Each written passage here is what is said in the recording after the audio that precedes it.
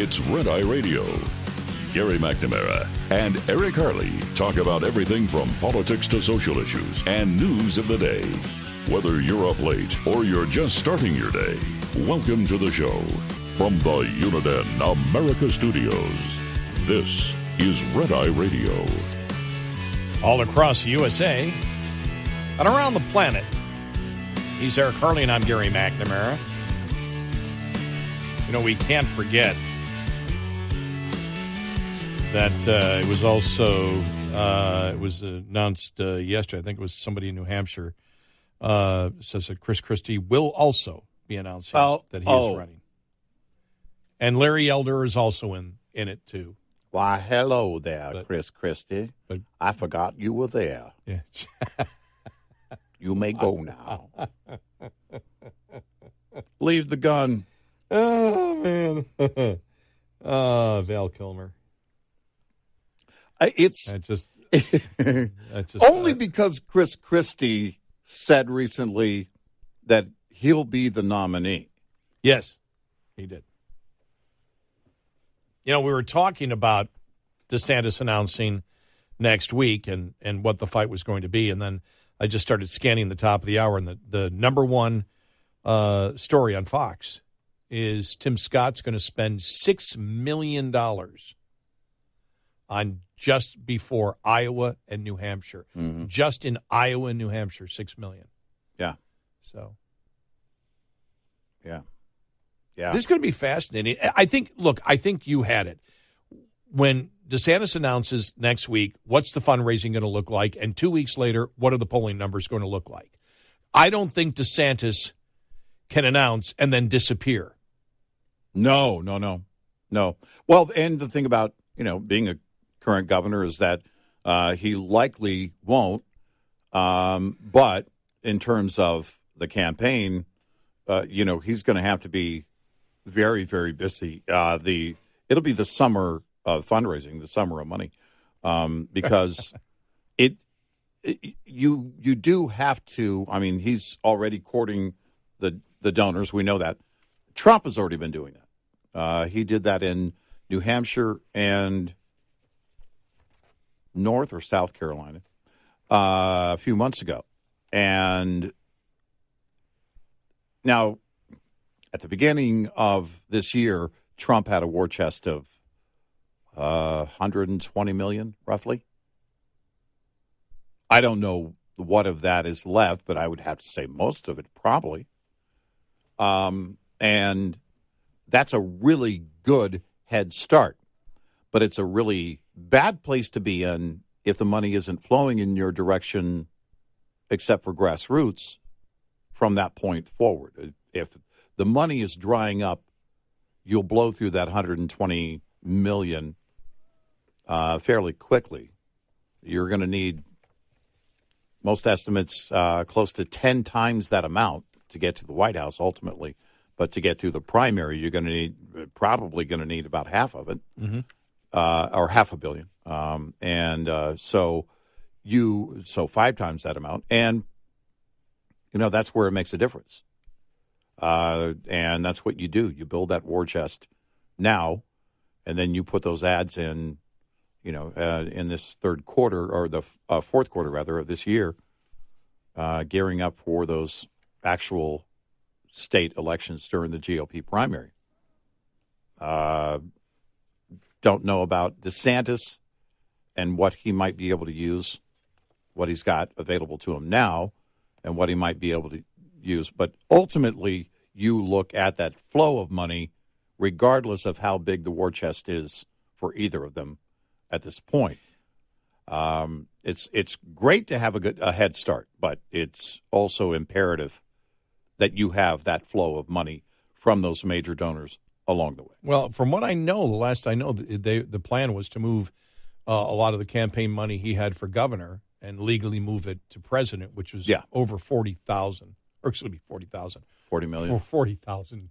Good God. Yeah, that won't get you much. 40,000.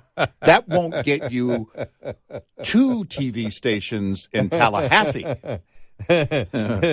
The only way $40,000 is significant is if the Russians use it to run ads on Facebook. That's right. And then Democrats claim that the entire sky is falling. Exactly. Other than that, 40,000 is nothing. Right. Yeah. Apparently, according to Democrats, you can control the entire election with $100,000 on Facebook. Right. And that type of election interference is just reprehensible and needs to stop and is the end of democracy. But what the FBI and Hillary Clinton did, there's nothing there. That's nothing. There's nothing there at all. to see. So that's nothing to see. It's nothing. It didn't happen. Nothing happened. So I guess the only other political news out there, and I sort of just went, okay, was the Robert Kennedy Jr. campaign announcing that Dennis Kucinich, former representative from Ohio and Democratic candidate for the presidency in 2008. And the thing I remember about that of Kucinich, the only thing I remember about that was Johnny Resnick from the Goo Goo Dolls endorsed him. All right. Well, as a campaign manager or as a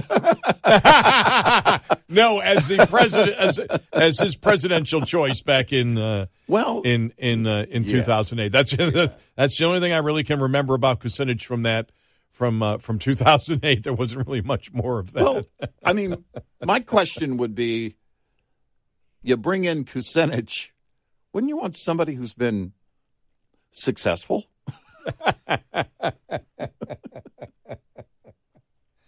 The only thing that's making it interesting is the story out yesterday. The Democrats are searching for ways to get the president on the New Hampshire ballot after he pushed for changes to the nominating calendar. Top Democrats are scrambling for ways to avoid a catastrophe in New Hampshire in which Joe Biden may not appear on the primary ballot, ceding the first unofficial contest of 2024 to a fringe candidate. The bizarre predicament is one of the president's own making after he pushed for changes to the party's presidential nomination calendar that stripped New Hampshire of its first-in-the-nation primary. The move was designed to reward South Carolina, which is really started the Biden win in 2020. In the primaries there. Now Democrats are searching for an off-ramp with a June deadline looming for New Hampshire to make progress on changing its law or get kicked out of the official early voting lineup. Democratic National Committee members are privately considering giving the state more time. If there's any opportunity for this to get resolved by New Hampshire having more time, all of us will say give New Hampshire more time. But from what they get, New Hampshire Democrats, furious that the national party leaders upended their prize primary, don't seem to care what the DNC has to offer. They insist they're going first, whether Biden's on the ballot or not. And that's the whole thing. Well, we're not going to put Biden on the ballot. Fine, we're going forward with it anyway, and you'll lose. So there's you talk about a liberal circular firing squad. Oh yeah, this is just huge right there. And they said, look, New Hampshire law dictates we have to be the first. And so if you move yours up, we move ours up. Right. And so we're going to be the first. And Democrats in New Hampshire feel betrayed by all of this. And they're like, yeah, but the Republicans have so much control anyway. We're not going to change the law. Well, so we're going to do this. And now Democrats are in a bind because it's an embarrassment if Biden's in New Hampshire because he was one that pushed it and the DNC pushed it. And then they would have to basically cave and go, okay, New Hampshire's it. Right. Or just reject it and Biden's not going to be in it. And the New Hampshire primary will all be about Marianne Williamson and Robert Kennedy Jr. Yeah. Thing is, there isn't going to be any debates. So no, they're not going to have any debates. No, everybody, the media's already sick of Marianne Williamson. Yeah, have you seen her anywhere in the last couple of weeks? No. I was reading the story on Kucinich, and Fox News, brought in Marianne Williamson to talk basically about, those challenging Biden. And she was in that. Okay, good. Yeah, At least she got some. Okay, I didn't see that. The most news she's gotten is from Fox News. Which really doesn't help her campaign at all. Well, and I'm not look, I'm not a qualified campaign advisor or advisor to any political party, but here's what I would say to the Democrats. If you want to move New Hampshire's primary, you probably should start by talking to New Hampshire.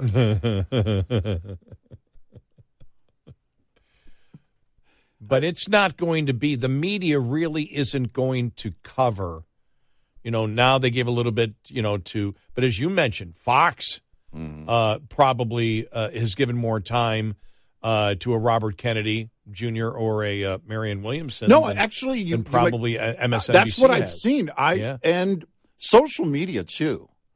There are a number of people that have posted things on RFK and his positions, but RFK Jr. and his positions on things, and some clips and everything. And I thought, he's not getting any attention from the liberal media at all. And I think a couple of stories yesterday, outside of the Kucinich thing on RFK Jr., were on Fox News. And so I thought, okay, well, look. Well, the first story I saw on Kucinich was a Fox News story. Yeah. I don't remember where I saw the first one, but one of the first definitely was on Fox News. And there was talk about him yesterday, somebody commenting basically to the effect of, look, he doesn't care. He's just going to lay it out there. And, well, number one, when you're going to primary against a sitting president, then you got to lob everything at it. You've got to tell everybody everything, what your positions are, what the party is doing wrong, and everything else. I mean, there's a reason that you believe you need to come in and be the guy, and not the incumbent. Let me ask you this, because, and it really doesn't matter with Kennedy because he's not going anywhere, but it's just a question I have. My first thought when he picked Kucinich was, but he's a whacked out liberal. Yeah. That's how I view him. I mean, that's how I view him. He's a whacked out liberal. I remember him 2008. He didn't go anywhere. Mm-hmm. They even like, whatever. Well, am I wrong on this to say that if you are trying to position, this may be the first time I've ever used this combination of words in my life, but it seems to me that originally, or what we have seen from Robert Kennedy, he sort of is not trying to brand himself as a progressive, but more of a Democrat populist. Am I wrong on that? No. Does that make, okay. That's what I gather from it. Okay, and so I could be wrong, but actually, because the traditional kind of Democrat things of keeping jobs here in America, having being very highly suspicious of the federal government. Yeah. And so I've sort of viewed him as, okay, the image he's trying to throw out is more of a Democrat populist, keep the Democrats from leaving, and that's why, he has double figures, is because there is a portion of Democrats that have looked at the party and said they've all gone crazy. But the interesting thing is, so we're going to pick the person who's not crazy, Robert Kennedy Jr. Right. Well, I mean, there is humor to it, but he does, the brand does seem to be that what he's trying to promote is a Democrat populist. So picking Kucinich, who's an absolute progressive, I went, doesn't that sort of blow what I think he was trying to do? That didn't even hit me since the announcement came across on Kucinich. Why Kucinich? Yeah. I mean, there are a number of campaign managers with experience that you could have picked. You know who would have made more sense? Dick Morris. Yeah. No, actually, that would make perfect sense. That would make perfect sense. I mean, and he was promoting. Yeah. We wanted to get the most progressive. He's got credentials as a progressive. I'm like, but you're not promoting. He is. I mean, don't fool yourself. Robert Kennedy Jr. is as far left, but we're talking about how he's trying to brand himself. And with the COVID stuff and bringing jobs back to America, I'm like, oh, is he trying to be a Democrat populist? You know what would have blown up the internet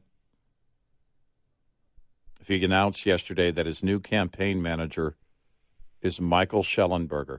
Now, Schellenberger wouldn't take it, I'm sure. No, but he's run for office, and this is because if we're talking about how it fits within what he's trying to project, and he announced Schellenberger, that would have blown up the internet. You just made me think of something that we'll talk about next. Okay, 866-98-RED-I. Food shoppers looking to buy meat in 2024 may find a little bit less of it available. Total meat production, we're forecasting to be down about 1.2 billion pounds from the current year, from 2023. About a 1% decline, but USDA Outlook Chairman Mark Chekhanowski says that production's almost entirely due to reductions in beef output. Beef production, we have forecast to decline just about 2.2 billion pounds. About an 8% decline as cattle numbers continue low because so many cattle were marketed months and months ago because of drought and high feed prices. Also now, many producers are sending fewer of their heifers to slaughter,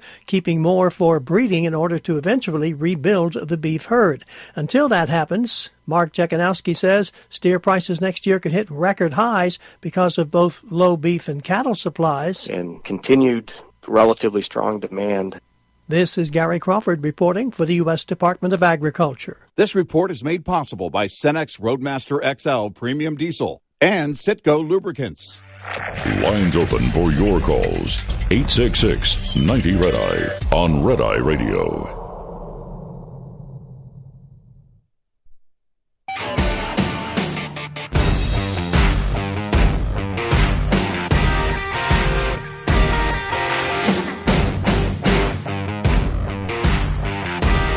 Red Eye Radio, he's Eric Hurley, and I'm Gary McNamara.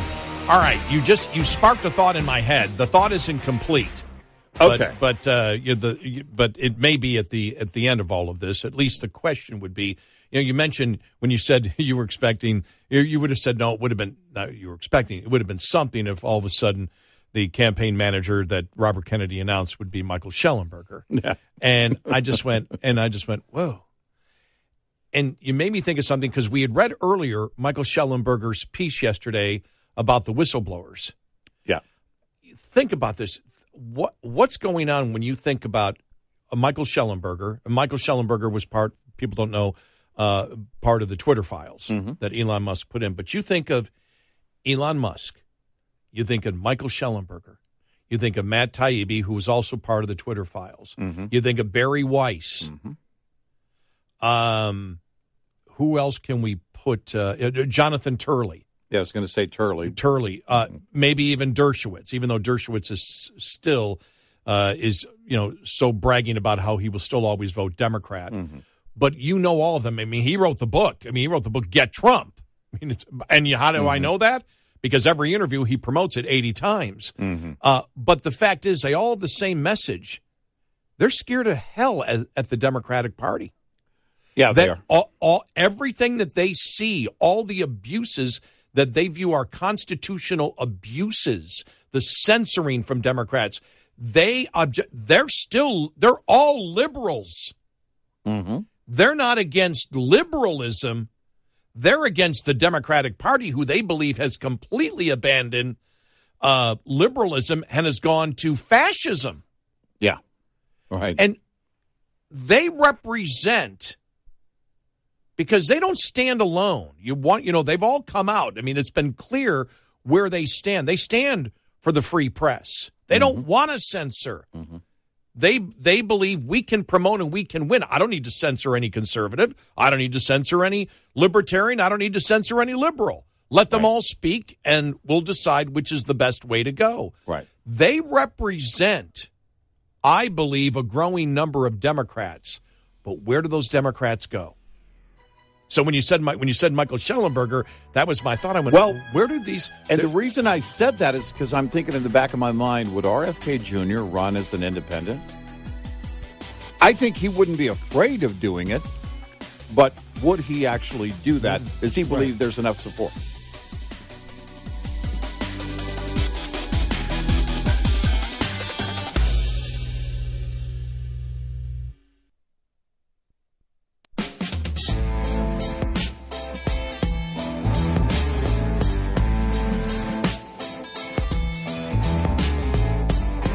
You're listening to Red Eye Radio from the Uniden America Studios.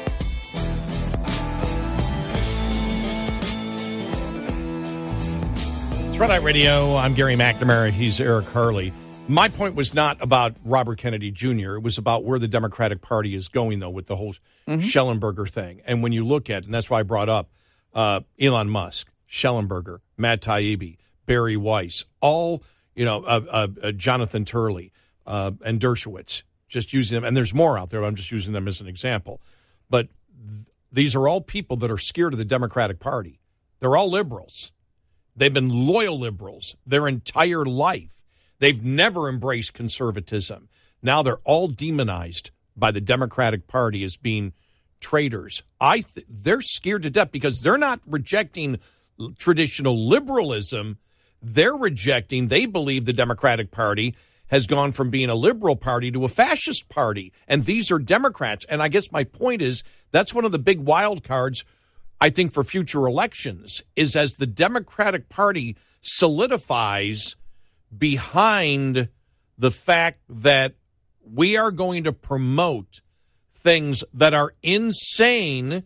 We're going to promote censoring. We're going to attack freedom of the press. We're going to attack freedom of religion. We're going to attack the Constitution. We wish to censor people that disagree with us. We will demonize and destroy anybody's life for our absolute delusional thoughts out there that the people I just mentioned that are people in positions of media power have completely rejected it. How much of the Democratic base do they represent? Because 5 years ago, 6 years ago, 10 years ago, they were all loyal members of the Democratic Party. And I just wonder, when we see the change, if you look at the Republican Party, for example, the Republican Party is not split on the issues. Yeah. Trump basically thinks like DeSantis. Mm-hmm. DeSantis basically thinks like Trump. Mm-hmm. Both of them basically think like Mike Pence.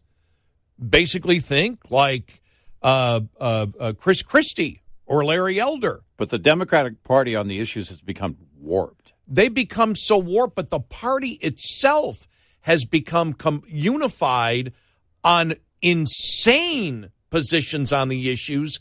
But you see the voters and even people in the media, people of power, that in the Democratic Party for a long time that have completely rejected it. I'll use another one, a Joe Rogan. Mm-hmm. Mm-hmm. For that Joe Rogan, who just, how long ago was it? I'm a loyal Bernie Sanders supporter. Oh my God. Yeah, it's not that long ago. And now they're looking at everything and that's why Bill Maher. Yeah, that's why I bring up the idea of RFK Jr. if he would ever run as an independent. And it's not about RFK Jr. It is about, does anybody believe, now, Andrew Yang and his party notwithstanding, but does anybody actually truly believe that they can lead those disenfranchised Democrats, rank and file, away from the party in a big way? That's a huge thing to do, by the way. It's, it's Dershowitz. Well, he points out everything, that's illogical about the Democrats, but he's still a Democrat and he says he pledges to always be a Democrat. But so RFK Jr., I don't have any doubt that he wouldn't have a problem doing it. But in doing that, you either believe that you can make some noise and that you understand you're probably not going to win, or that you believe you can demonstrate something in a big way even if you don't win, and that is a big enough movement away from the party. But again, that requires each of those rank and file within the party that are just fed up with the party to make that decision, because the question is, where do they go? Well, are they going to vote Republican? Many of them probably not yet. And that's on the GOP for not getting their messaging together for a number of years. They could have done that. They could have made better appeals along the way. I believe in conservative values, but also just talk about how the economy works. And we've done this for years, and we've talked about how the GOP needs to do more of that. But I don't think the rank and file within the Democratic Party is ready to abandon the party. Well, they're not ready to jump ship to the other party. They may be willing to stay home, and that will also sway elections. But I do wonder, where do they go? No, they're not going to Robert Kennedy. He's no, well-known. I don't. He's a well-known. About him. Yeah, he's a well-known whacked-out liberal who, again, has taken a couple of populist positions to the general public just in the last couple of months. Yeah, and it's not about him, specifically. Right, it's about can anybody draw them or anything draw them out of the party. But what I think you did bring up there that adds into where I was headed was where you said the other parties. Mm-hmm. Because if you the No Labels Party, and what's the other one? The Forward Party. The Forward Party and the No Labels Party, Democrats are scared to death of them. Republicans aren't, because really they're liberals. Even if they have a Republican in there, they're moderate liberals. Mm-hmm. You don't see, there's no conservatives in those particular parties saying we need to have, and as you notice, they don't really take any positions. I think those is that the beginning of what of the movement that you see? Because if you've got the six people I mentioned, Taibbi, Schellenberger, Barry Weiss, Jonathan Turley, Dershowitz, and Elon Musk, Joe Rogan, Bill Maher, they're scared to death with the fascism that's coming out of the Democratic Party. Their views are not really different on what the traditional liberalism is, but they don't buy into critical race theory. They don't buy in. They don't buy into. Well, Bill Maher might a little bit. He claims he doesn't, but he wasn't complaining when they were demonizing conservative blacks and calling conservative blacks not truly black. But you can see the evolution on him on a variety of different issues where he views the Democrats as nuts. I mean, it's just crazy. Are these parties the beginning of the splintering of the party? Because I always thought that the Democratic Party would moderate because they had to on a necessity. They don't think they can, but what they're hanging on to is the fact that people won't vote for Trump. Right. That's what their whole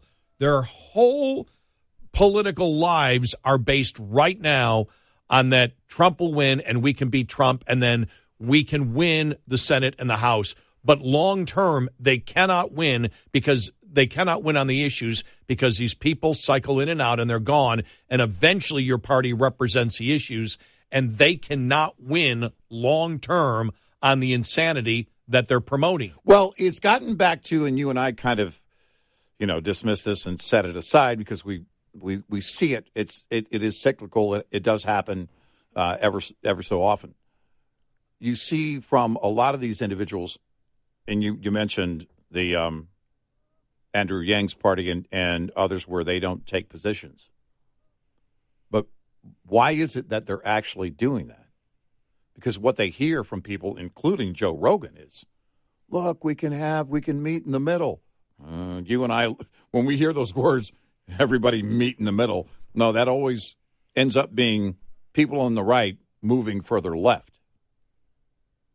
It's never not the case. But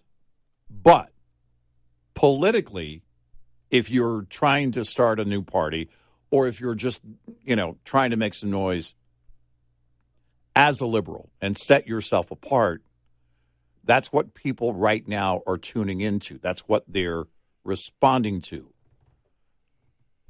And it is, we don't like the Biden stuff. We don't like the crazy liberal left stuff. We don't like Trump. We don't like, the far right or whatever.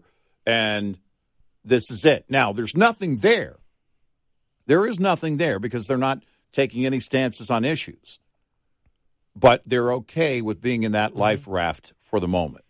But now, again, they're not going to vote that way. It's just the individuals that are part of that believe people are responding to that. I don't believe they respond to it to the effect of voting that way, but how long before they do?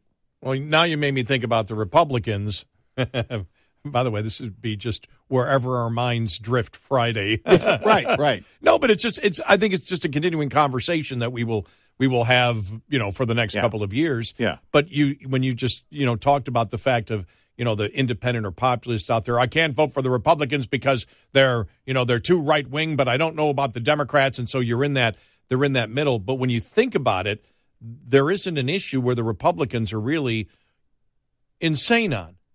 Right. There isn't one. Right. On the actual issues, but it's the imagery. Yeah. Trump is viewed as a right-winger nationalist, right? Right. Whatever that means. People will define that in certain ways, but Trump isn't right-wing. No. On the issues, Trump isn't really right-wing. He's mainstream. And he's mainstream. He's a moderate. He's always been a moderate on the issues. Now, he's been very strong on the things that Americans want to do, and that made him right-wing, but on the issues, he's not what you would view as a right-winger. And when you look at DeSantis is promoting the exact same things that Trump is. Yeah. The tone is different. The selling is different. Yeah. And he succeeded in doing it. Why? Because people viewed it, if you explain, and that's why we said communications, and I know you're probably sick of us saying it for years upon years upon years, communication matters. How you communicate the idea matters. People will turn you off if the tone is wrong. You can be talking the most clear morality, and if your tone and word selection is not right, people will reject something that they believe in 100%. We've seen it. Yeah. Right. So you've got to communicate it effectively, and I believe that's, when you look at where the Republican Party is, there is no difference between Trump and DeSantis, really. I mean, there may be a couple of the issues, but every time they try to bring it up, for example, on the whole Trump going after DeSantis on Social Security and Medicare, it's like, Trump, you called for the same thing a few years ago. Right. So that was a wash. That went nowhere, right. And he basically has dropped that. He may try to bring it back, but it didn't work the first time. Right. But they mainly agree. The difference is how you communicate the message. Yeah, it is. It's not what you say, it's how you say it. But I do think that because the sensibilities have changed and everything was taken to such a, high level in the media in terms of all the chatter, constant chatter, constant. I think that is on both fronts here that we've talked about is why you get an Andrew Yang appealing to people, even though if you break it down to the issues, he's going to be far left and would have to go where the activists on the left want him to go. I mean, if you put it into effect, but talking just simply communications, that's why I think a lot of people on the right look at DeSantis and go, yeah, okay. And then they look at whoever it might be. I say Andrew Yang, but I mean anybody else that's basically talking and not using that same tone that we have heard for years. Mm-hmm. And I think those are the people that, they may not make a lot of noise and they may not win an election, an Andrew Yang, but he's in the media all the time. So what is the appeal? Well, the appeal is probably for those people that are on the left going, look, just change the tone, do something, tone it down. I think that's why they're looking at the current governor of California, Gavin Newsom. And we'll see if that takes shape. Yeah, but Yang, his $1,000 a month is now viewed as cruel and inhuman because it wasn't nearly enough. Exactly. It's conservative by comparison. He's a right-winger now. From when he started, right. 866-90-RED-EYE. Get in touch with Red Eye Radio, toll free at 866-90-RED-EYE.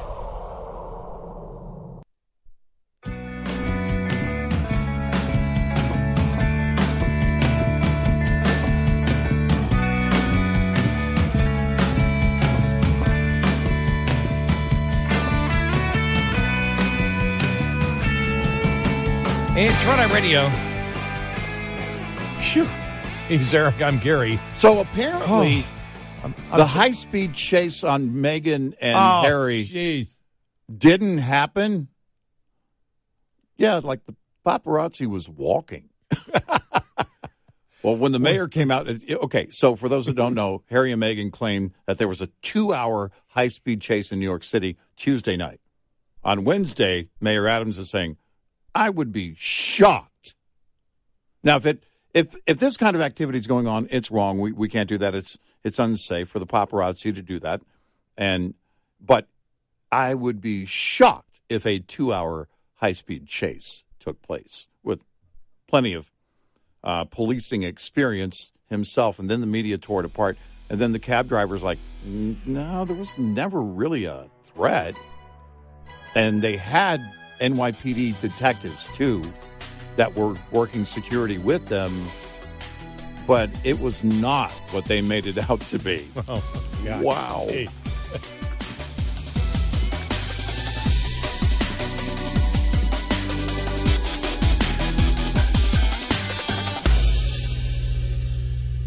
This is Red Eye Radio on Westwood One.